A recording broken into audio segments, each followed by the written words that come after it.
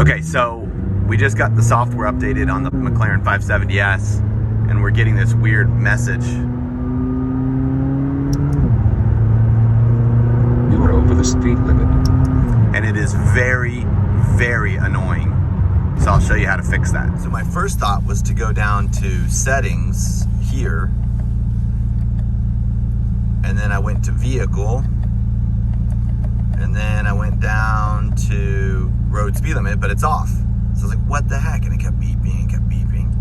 And so what I found out is what you have to do is come over to your dashboard over here. You're gonna go to navigation. Then you're gonna go to settings. And then you want to go to sound and warnings, speed limit warning settings, and then right here, audio and visual speed limit warning, and turn that junk off, or turn it to visual only if you want visual.